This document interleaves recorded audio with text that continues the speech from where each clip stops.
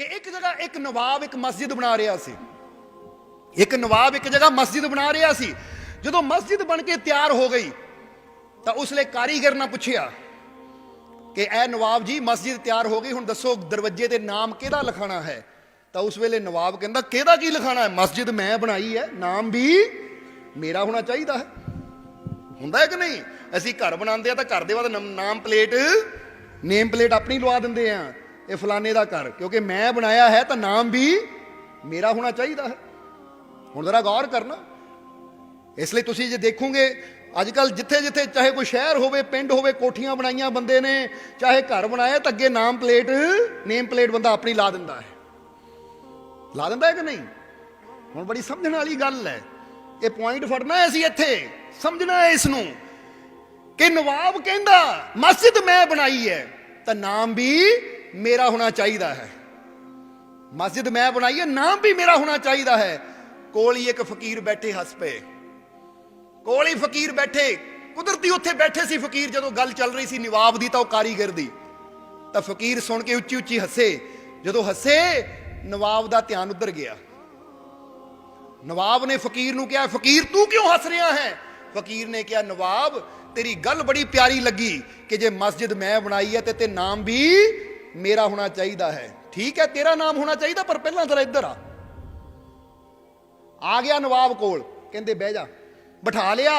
फकीर ने अपनी जेब चों कड्डी सूई, सूई लैके होया नवाब दी तरफ। नवाब कहंदा ये की कर लगा आ, की कर लगा आ? कहंदा नवाब साहब तुसी कहंदे हो मस्जिद मैं बनाई है, इते नाम भी मेरा होना चाहिए है, तो मैं इसलिए ये सूई लैके तुहाडी तरफ आ रहा हाँ कि ये शरीर खुदा ने बनाया ते नाम भी मत्थे ते खुदा दा लिख देवां। कमाल दी गल है। फकीर कहंदे घर आप बनाते आ, नाम प्लेट अपनी ला लेंदे, मैं बनाया नाम भी मेरा चाहिए है। तो नवाब साहब या असीं तुहानूं कवांगे ओ प्यारे ओ दसो ये तुहाडा शरीर किहने बनाया है? तुहानूं किहने बनाया? तुसीं आप बनाया अपने आप नूं?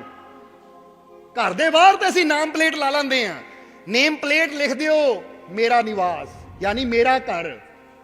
बोलो समझदे हो कि नहीं? पूरा नाम लिखते हैं, एन सब कुछ सरनेम लिखते हैं, सब कुछ लिखते हैं, मेरा घर मैं बनाया। तो जे कोई होर आवे कि लै भी इत्थे मेरा नाम, तेरा नाम क्यों लिखा? घर मैं बनाया, नाम भी मेरा चाहिए है। तो असीं तुहानूं पुछना चाहांगे तुहानूं ये शरीर किहने दिता, ये दिल किहने बनाया, ये शरीर किहने बनाया? और अज जिस मालिक ने तुहानूं ये शरीर दिता यानी जिसने तुहाडा शरीर बनाया, जिसने तुहाडा दिल बनाया, ओहदा नाम लिखण दी बजाय अज इत्थे नाम किसे होर दा लिख के बैठे हो।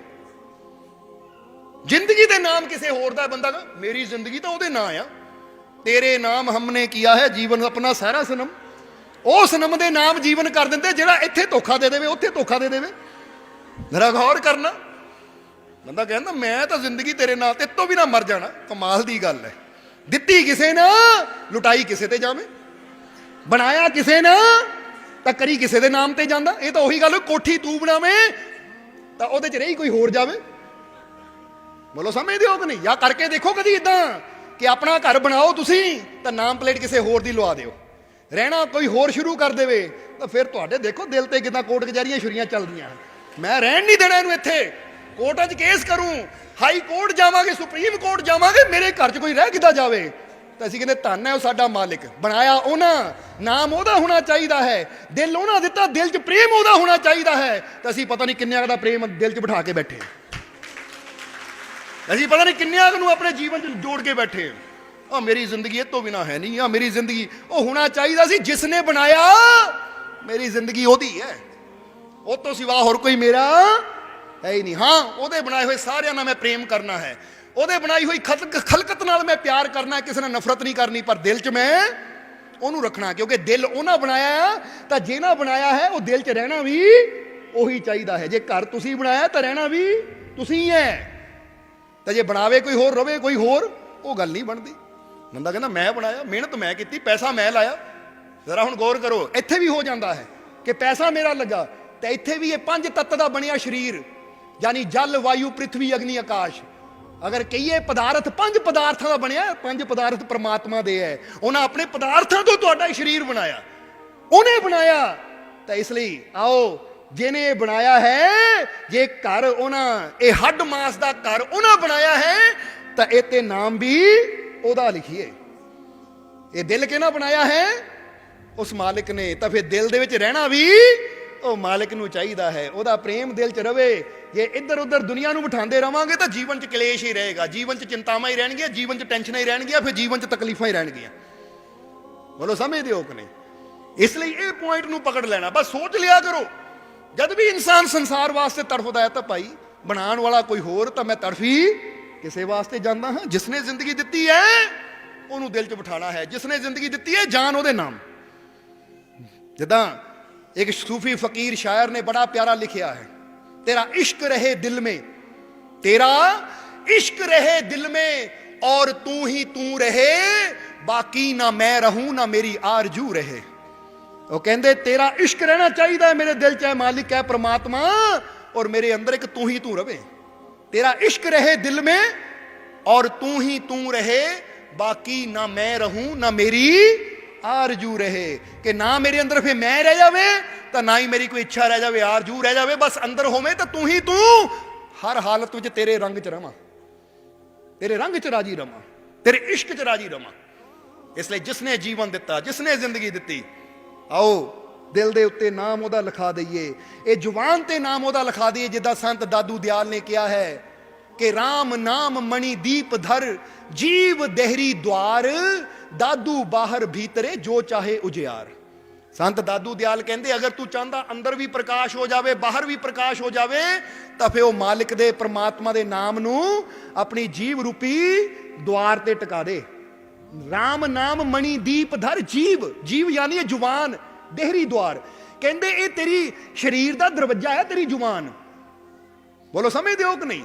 कि ये तो जिदा का बाहर जाएगा या जिदा का ये तो अंदर जाएगा, उदा का असर तेरे जीवन ते होना है। यानी जिदा का भोजन अंदर जाएगा ਉਹਦਾ ਵੀ ਤੇਰੇ ਸਰੀਰ ਤੇ ਅਸਰ ਹੋਣਾ, ਤਾਂ ਜਿੱਦਾਂ ਦੇ ਬੋਲ ਅੰਦਰੋਂ ਬਾਹਰ ਆਣੇ ਆ ਉਹਦਾ ਅਸਰ ਵੀ ਤੇਰੇ ਜੀਵਨ ਤੇ ਹੋਣਾ ਹੈ। ਅਗਰ ਮਿੱਠਾ ਬੋਲ ਬਾਹਰ ਆਏਗਾ ਤਾਂ ਅੱਗੇ ਉਹ ਮਿਠਾਸ ਮਿਲੇਗੀ, ਪਿਆਰ ਮਿਲੇਗਾ। ਕੋੜਾ ਬੋਲ ਬਾਹਰ ਆਏਗਾ, ਅੱਗੇ ਉਹ ਨਫ਼ਰਤ ਮਿਲੇਗੀ, ਕ੍ਰੋਧ ਮਿਲੇਗਾ।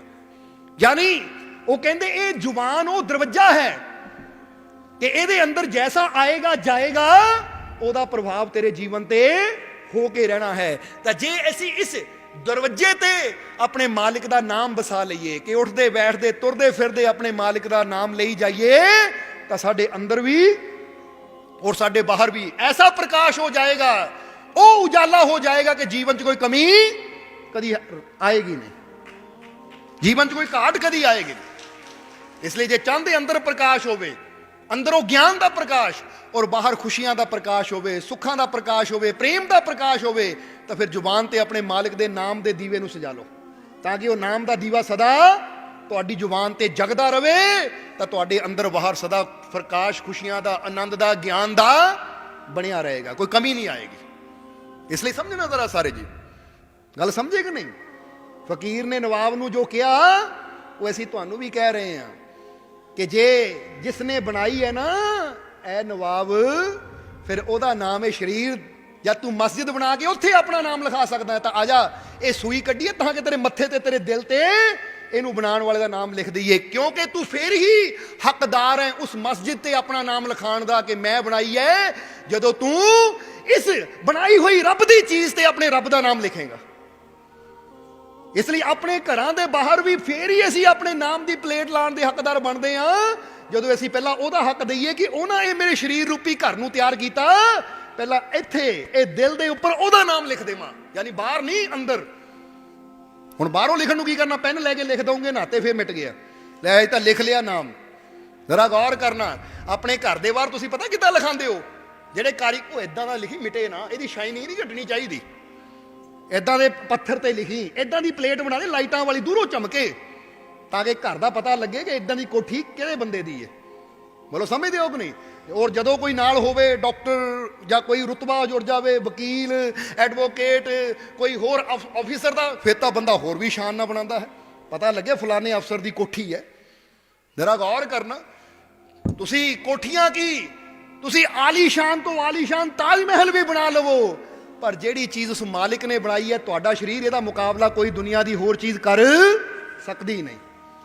इसलिए सानू धन्नवाद करना चाहिए मालिक दा कि आ मालिक तू ऐसा शरीर दिता, तो जे तू इन्नी अनोखी चीज इन्ना सुंदर शरीर मैनू दिता है तो फिर हकदार भी तू है कि ते नाम भी तेरा ही होवे, ये दिल च मुहब्बत भी तेरी होवे। इसलिए तेरा इश्क रहे दिल में और तू ही तू रहे, बाकी ना मैं रहूं ना मेरी आरजू रहे। मेरे अंदरों सारियां आरजुआं खत्म कर दे, इच्छावां खत्म कर दे, मेरे अंदर बस तू ही तू रवे, तेरा इश्क रवे, तेरा प्रेम रवे, अंदर तू ते बाहर तू, रोम रोम बिच तू, कहे हुसैन फकीर साईं दा मैं नहीं बस तू ही रहना चाहिए है। इदां दी रहमत कर दे, इदां दी कृपा कर दे। सो अज ऐसी भी अपने हिरदे ते, अपने जीवन ते, अपनी जुबान ते अपने मालिक दा नाम बसा के जाना है। इथों अपने मालिक नूं याद करदियां जाना है, अपने मालिक दी तस्वीर दिल च बसा के जानी है, क्योंकि जेदा घर होवे फोटो भी ओदी लगदी है, ओदी लगदी है कि नहीं? जेदा घर होवे बंदा कहता फोटो ला दिओ, ये मेरा घर है, सोहनी जी तस्वीर होनी चाहिए है, तो इस जीवन उस मालिक दा है। तो आओ ये अंदर तस्वीर भी अपने उस मालिक दी, परमात्मा प्रभु दी फिट कर लीए, ਉਹਦੀ ਮੁਹੱਬਤ ਨੂੰ ਆਪਣੇ ਅੰਦਰ ਫਿੱਟ ਕਰ ਲਈਏ, ਉਹਦੇ ਵਿਸ਼ਵਾਸ ਨੂੰ ਆਪਣੇ ਅੰਦਰ ਫਿੱਟ ਕਰ ਲਈਏ। ਔਰ ਯਾਦ ਰੱਖੋ ਜਿੱਥੇ ਉਹਦਾ ਪ੍ਰੇਮ, ਉਹਦਾ ਵਿਸ਼ਵਾਸ ਫਿੱਟ ਹੋ ਗਿਆ, ਉੱਥੇ ਵੀ ਜੀਵਨ 'ਚ ਕਮੀ ਕੋਈ ਨਹੀਂ ਰਹਿੰਦੀ।